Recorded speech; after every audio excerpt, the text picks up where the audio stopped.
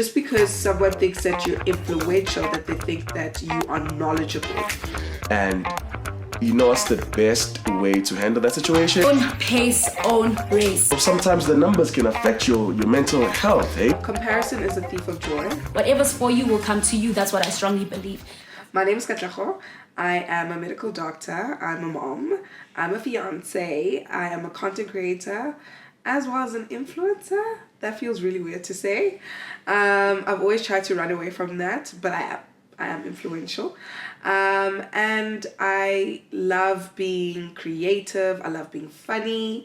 I love entertaining people, and I love the medical world. Hi, my name is Sanel Mkize. I'm from Durban, and I'm now based in Johannesburg. I'm a musician. I'm a brand influencer. I wouldn't say I'm a content creator, but I'm a brand influencer. So I create content for brands. I am a jack of all trades. I'm a musical director as well. I'm in production. I'm in events. So yeah. Hi guys, I am Tava Nyava, your kinder joy, your bundle of joy, your joy of all joys. Yo guys, what do? I do quite a lot of things, but I'll say my main focus right now is presenting, hosting, and emceeing. So just, doing what I'm doing right now. And also I'm a professional dancer. Also into robotics. I'm studying robotics. So I'm in the tech space as well. Yeah, guys, it'll come together though, but it's just a bit far apart. I'm also a co-founder of a renewable energy company called Iron Technology. So basically we're solving the problems that we have here in South Africa, like electricity and stuff like that. And I'm also a founder of an MPC called The World's Greatest Foundation, and have my own show called Battle of the Creatives. So, when I started social media, I didn't think that I was going to make money out of it. I went into it to post pictures and to share a part of my life. And then somehow I started to realize that I have a voice and people are interested in my voice. And from there on, it started to grow. But I won't lie to you. It didn't happen instantly for me. It happened after quite a long time. I think about 10 years or 11 years. And I still feel like I don't really fit the mold of an influencer even now. My feed is a mess, right? But yeah, because I am willing to be very vulnerable, show my authentic self, people have really responded well to it. And from then on, brands really then came on, which helped amplify my work. How did I transition into what I do now? Yes. I think it's the power of social media itself. If you present yourself in a certain manner on social media, it then attracts the good people, if I may say, the good people, the good brands. It just attracts you to growth as well, So I think for me, venturing into working with brands was because I was very consistent in my social media. I was very intentional with what I was posting, and it could have just caught the eyes of the people that got me to work with brands, yeah, if I may say, and sure. Agencies as well, yeah. Sure. So for an influencer, I don't think so. I don't think influencers. What is the definition of influencer? Because when you say influencer, it's giving Gucci, Louis Vuitton, the lifestyle that I don't have. And I'm not really about that lifestyle, but to answer your question, basically, I don't. Do I think social media comes with a lot of pressure? Definitely. Whether it is pressure to do good all the time, that happens. You feel like you always want to be on the right side of social media, so that ultimately puts you under pressure. Also, the pressure that comes with negativity also puts you under pressure. There are a lot of people that end up doing some stuff just so that they can be perceived a certain way on social media, because it's basically not a reality in a sense. I can only decide what I want to show you on social media, and that can put me under pressure because I'm trying to put this perfected image for you to see all times. So that's why people fall under depression and all of these anxieties that they go through if they find themselves on the wrong side of social media, because it's just pressure all around. You just want to do good at all times. You want to be seen, clean. Your timeline, as you say, has to be clean. So if there's something that is not corresponding to that cleanliness, it puts you under pressure. You automatically want to change whatever that you're doing on your timeline, type of thing. But more than anything, it has put so much societal pressures to just be seen as this rich, or your life is all great, or you are making the bag, which there's absolutely nothing wrong with that because you ultimately attract the bag. But yeah, a lot of people have put themselves under a lot of pressure into doing things that do not align with who they are as well. The truth is, people are living a fake life just so that they can please the social media people. I, for one, would say I've felt that that pressure when I was still starting out. It purpose. Yeah, so this is who I am now. Do they liking your stuff and whatnot. So you end up not being authentic in that sense. But I quickly caught on the train. I was just like, no, I can't present something that I'm not, because it means now I'm being inauthentic and people will not relate to me. And I didn't want that in the first place. I think it is possible in which you will feel that you need to fit a certain mold and you need to carry that out even into your personal life and into your reality all the time.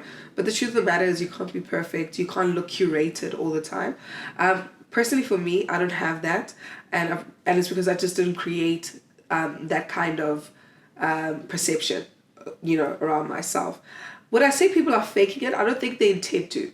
To be quite honest with you, I really don't think they intend to. But there is also that added pressure in that if you do anything that anybody could see as hypocritical, it can really affect your brand, right? Because the beauty of influencing is that you are authentically, selling a brand or selling a product or selling content, right? You're not a model that is being put in an advert. So people need you to be who you are, even outside of what they see on their phones. So yeah, it can be a lot of pressure. Girl, I don't subscribe to it though. I swear I don't. I show people myself in my pajamas, looking a mess, not having makeup on, because I know that part of me exists. I'd say 70-30. 70% being, yes, kind of fake, because I'd say this because people tend to portray a certain lifestyle that they're living, which is not really true. But I think a lot of people do pretend to be happy as well on social media, about curation. Not a lot of people speak about what they're facing. I mean, they are people, but I'm just speaking about majority. It's mostly, and I'll say just based on the platforms of Instagram, more so, it's more lifestyle driven, as I've said, not really a true depiction of what you're living and what's actually going on in your life. So I'd say yes, and then the 30% would be, TikTok. I think TikTok is more real in terms of people show their emotions. You see people crying, people speaking about the challenges that they're facing. It's more, heartfelt, I'd say. But there is still that element of still having some fakeness of people maybe pretending to be happy, as I mentioned. So I'd say it's like a 70-30. Yeah. Look, cyberbullying will always happen. I remember I got bullied like no one's business on Twitter. It was such a joke. And you know what the part I hated about it, right, was that they went after my partner somebody who doesn't really subscribe to social media like that, like yes, he's on social media and so forth. And when it becomes personal like that, that's when I really do struggle. And yes, that's the other side of being very vulnerable and sharing parts of your life, because they're sensitive to you and they mean a lot to you. And if somebody wants to come in and wants to criticize that and wants to bring it down like you're not a person, it becomes difficult. And I think the other issue is that people think that just because you have so many followers or you're putting yourself out there that you have no feelings, like the things that they say to you can go said and like it won't affect your life. Like, So if we were to talk about cyberbullying, it's another serious thing that we actually face every day. Just based on what you post and what you say. I just recently been a victim of cyberbullying, and it was a personal matter. A person could have just easily reached out to me, and we can sort the issue behind closed doors. But because they thought that they can get leverage from society into bringing me down and into tarnishing my name and trying to paint me in a negative way so that I can lose the bag, and so that I can lose the credibility. Because also what brands look for is credibility. Are you credible? Are you someone that we can align ourselves with? You know, I think for anyone, in fact, if you go for a job interview, they will suss you out and see if you are credible enough for them as a company. So it's something that is very hard to tame, because you have no control over. But what you do have control over is what you say and how you respond to that cyberbullying. And you know what's the best way to handle that situation? Don't tell me silence is golden. Yes. Silence is golden, because the moment you respond, then there is some truth to what you are responsive to. So for me, I was just like, okay, this person is really trying to bring me down for something that is so silly and so stupid. And you know what? I'm just going to keep quiet, and you're going to look stupid with your friends. So I was literally getting threats. I was getting threats on threats on threats. People swearing at me, like, look at me, I'm such a meek person. You know, I'm a nice person. I love people.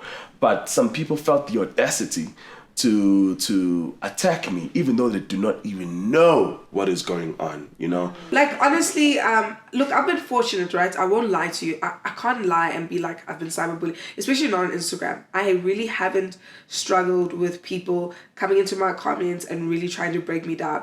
But I see it with friends who have more followers than me. And I see that when you have a bigger following, people feel more invincible and feel like they really can go at you and there'll be no repercussions. And I mean, yeah, I find some of them get away, but it's just like, yo, damn. So yes, right now, especially now that I'm growing, now that I have my podcast, I am afraid that people will bring up something, will misconstrue something that I say and use it against me. But I'm putting it out there because I'm comfortable with the eventuality of that. And also, I'm not going to censor myself. No. Don't read the comments. Just don't entertain.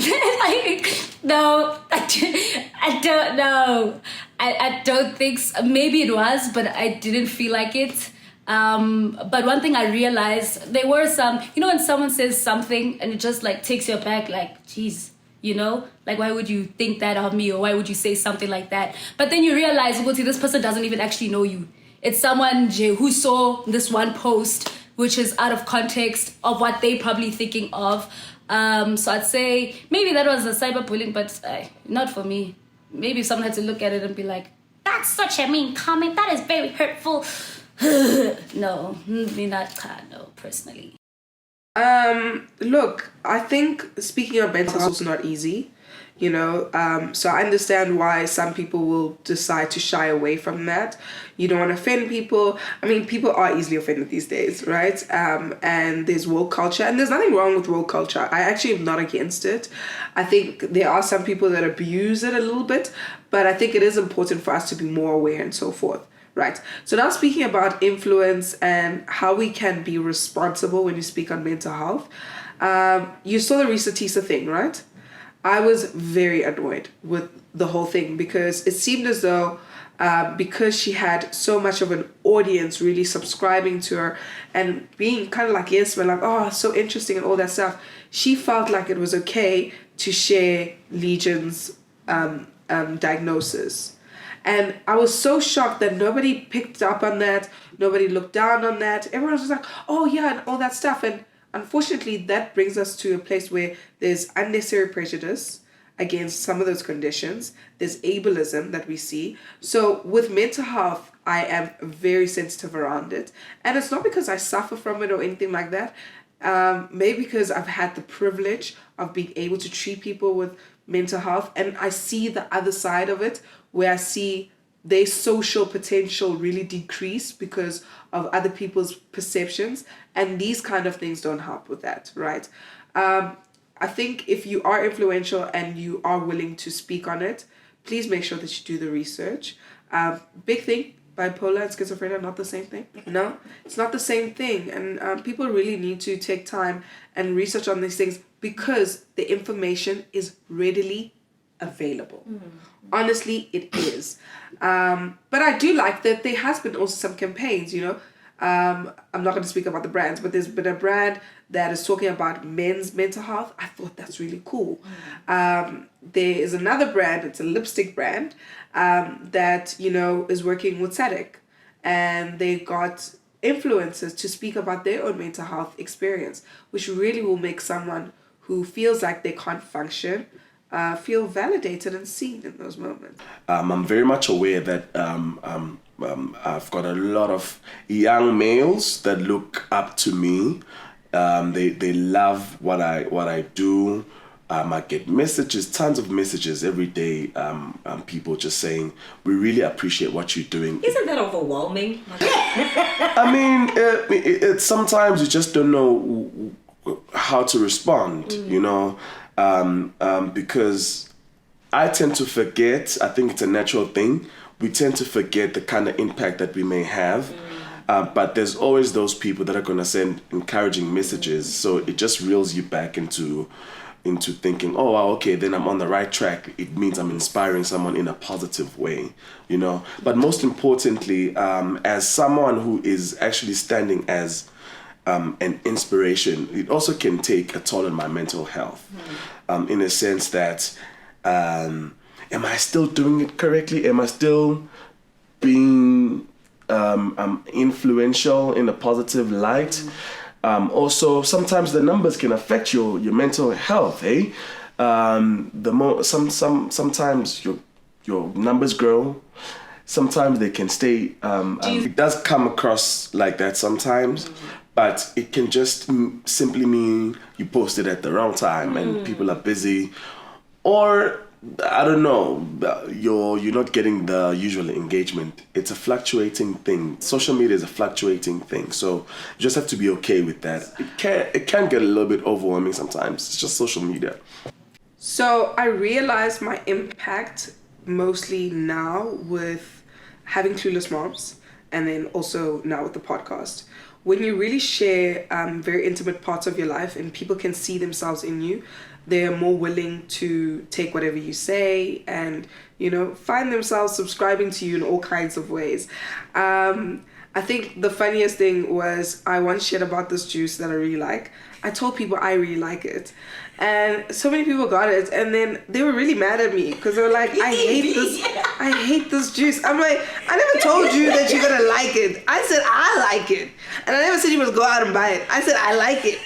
I said you must get it for your kid because it has no sugar. Get it for your kid. And he was like, no, this juice sucks. I'm like, ma'am, not my problem, right?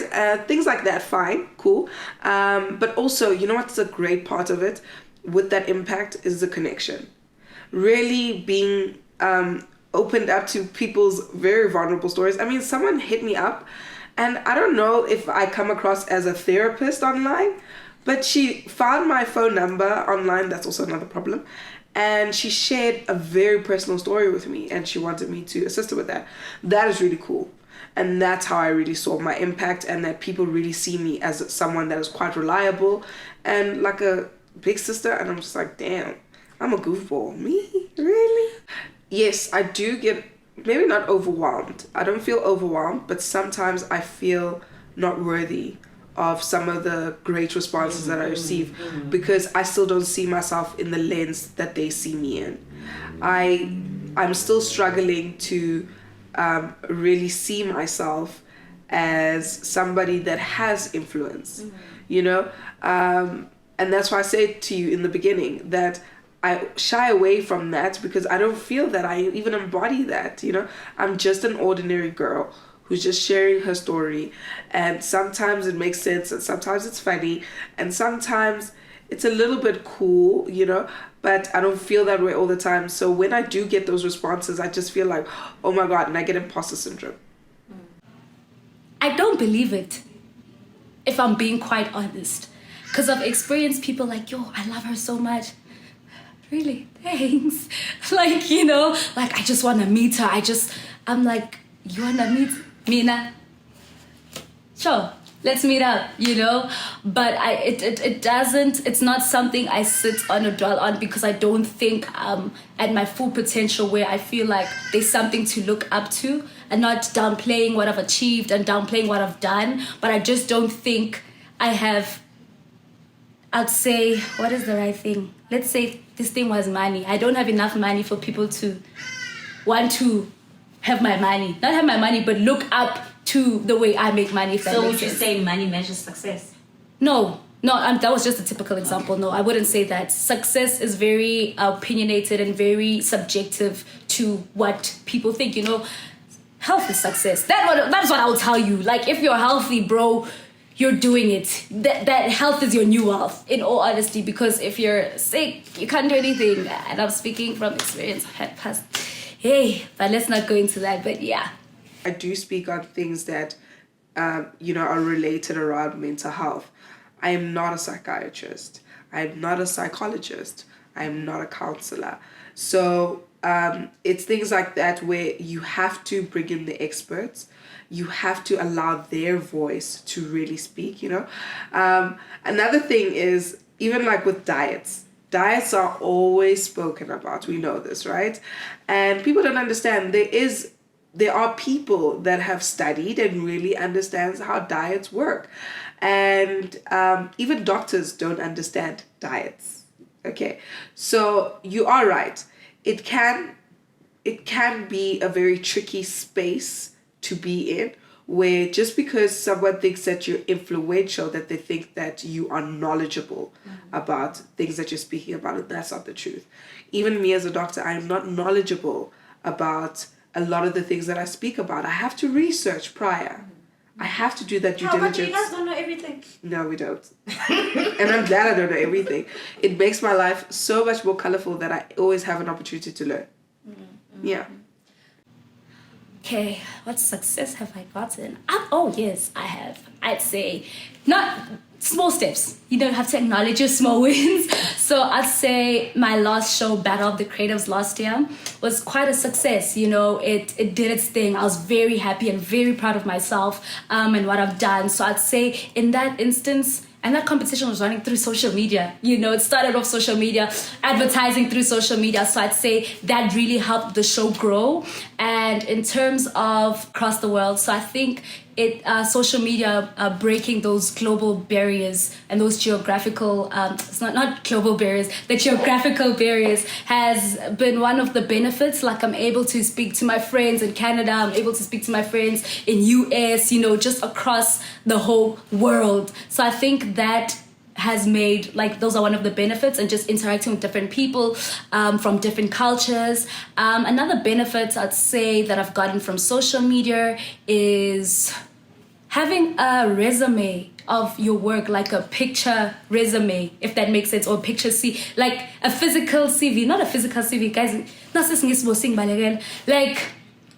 Like umuntu can see your work without you doing it again and again and again and again. Like it's literally just a CV that's there for people to see, and not just words. Good, say, okay, I've done 1, 2, 3. I've done 1, 2, 3. You'll find people, mhlampe, they have danced with Kendrick Lamar and danced with Shakira, Mara. They at the back, and their dancing is not that greatest, if that makes sense. But it's like someone can actually see your work and see what you do and actually get a feel of what you do. So I think that's a huge benefit.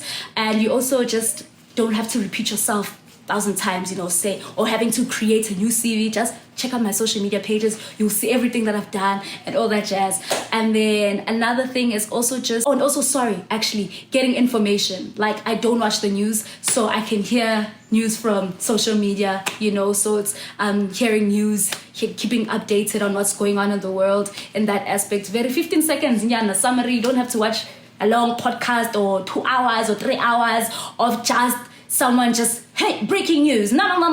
It's just 15 seconds of highlights of things that are important. Sometimes which is good and bad because you might be getting it out of context. But yeah. So I do want to see it regulated more. Okay, so that we don't have another Dr. Matthew. Very, very important. I do want to see people understanding what we do better, understanding their rights. I believe in patient advocacy more than anything. And when I share the information that I share, especially like on Clueless Moms, I've helped so many people because I give them information in such a way that it's packaged in such a way that it can really be easily digestible, that they can understand it, and they can utilize it to empower themselves and to advocate for themselves. So I want to see more of that.